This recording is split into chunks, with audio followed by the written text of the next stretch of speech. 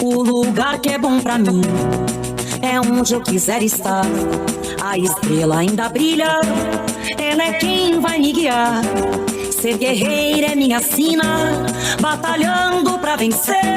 Tenho voz pra ser ouvida, tenho sonhos pra viver. Não vão mais conseguir me anular, me calar. Ninguém vai me impedir de cantar e lutar. Seja em casa, no campo, na rua ou na praça, chega de mordaça, agora eu vou falar. Porque eu sou mulher pra fazer acontecer. Eu sou uma delas, são elas por elas, ocupando os espaços de poder. Porque eu sou mulher pra fazer acontecer. Eu sou uma delas, são elas por elas, ocupando os espaços de poder.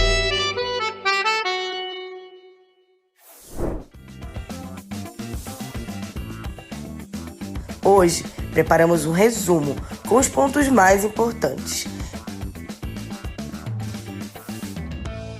Ao longo do tempo, a política energética brasileira, ela sempre teve um tratamento talvez diferenciado para as mulheres, que as mulheres, muitas delas são chefes de família. E são elas que têm que lidar com o orçamento e fazer com que, né, caiba no orçamento pagar a conta de luz, que após as privatizações foram ficando muito mais caras, né? As tarifas são muito caras e ainda hoje, mesmo com o governo nosso, as privatizações, esse monte de empresas privadas que nós temos, faz com que a gente ainda tenha tarifas bastante altas.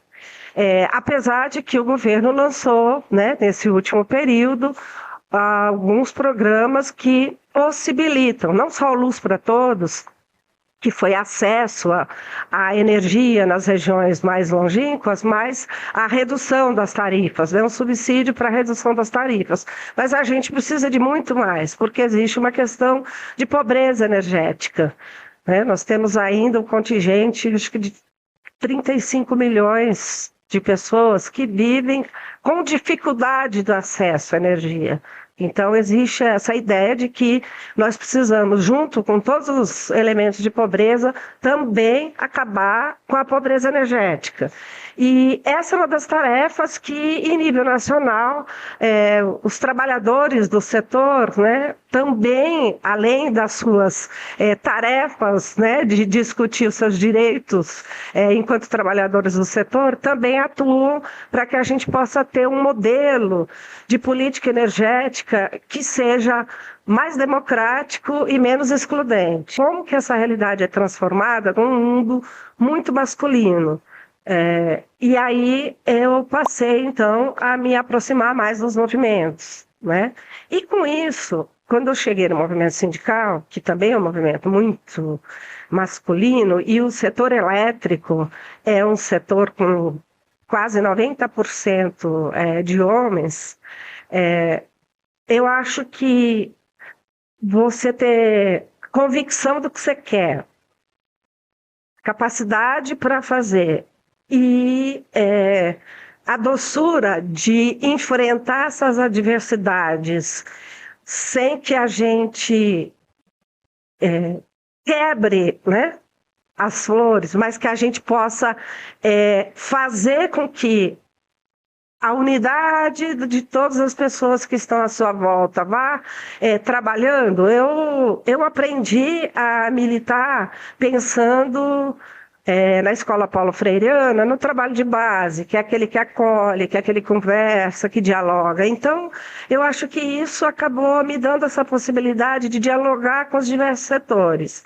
E Mas, atualmente, eu fui reeleita, né, secretária, coordenadora do setorial de energia, por conta dessa possibilidade, não só pelo conhecimento técnico na área da energia, mas principalmente pela capacidade de entender que todos nós juntas podemos fazer com que a realidade mude. E isso eu consegui articular as diversas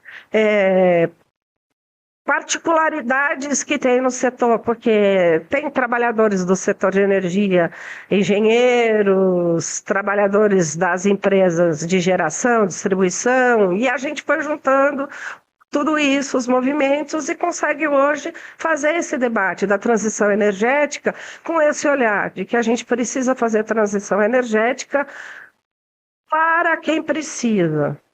Na transição energética, ela tem que vir junto com os direitos de cada trabalhador e cada trabalhadora que está no setor, mas sim, principalmente, para que as pessoas, né, para que a população tenha mais qualidade de vida. Então, eu acho que não existe um caminho único, não existe método técnico, mas existe você conseguir trabalhar com as situações e com a realidade, e sempre sabendo que sozinha ninguém vai a lugar nenhum, ninguém faz nada, e que um mais um, mais um, mais um, né, forma aquela grande corrente que pode fazer com que a gente saia em disparada. Eu sempre falo para os meninos que a Manaus, onde a gente mora, é também Amazônia. Porque a galera, quando a gente fala de Amazônia, a gente pensa já numa floresta, na comunidade ribeirinha. É importante a luta deles, mas também a gente também precisa lutar pela nossa Manaus e pela nossa Amazônia. E a Amazônia, ela não é nossa causa, ela é nossa casa. Então, nessa parte de mobilização, eu lembro que uma das grandes movimentações foi o tsunami da educação, que a gente estava 4 meses no desgoverno de Bolsonaro sem receber as bolsas, e a galera foi toda para a rua. A gente conseguiu fazer uma aula pública sobre o direito à humanidade, direitos humanos, na frente da Universidade Federal do Amazonas, e deu mais de 100 jovens totalmente revoltados. E num cenário assim que era 2019, a galera tinha sonhos e o sangue de jovem para revolucionar, e tem que estar certo. Eu lembro que a gente dormiu na ADUA, que era o sindicato dos professores, porque no outro dia ia ter uma audiência com o reitor da universidade. Eu acho que o jovem de hoje em dia é isso, é ele pegar toda a força que ele tem e que ele vai conseguir a meia passagem, ele vai conseguir a ampliação das bolsas, porque ele pode não conseguir para ele, mas para o filho dele, ou para um amigo do filho dele, ou para o irmão dele, vai chegar.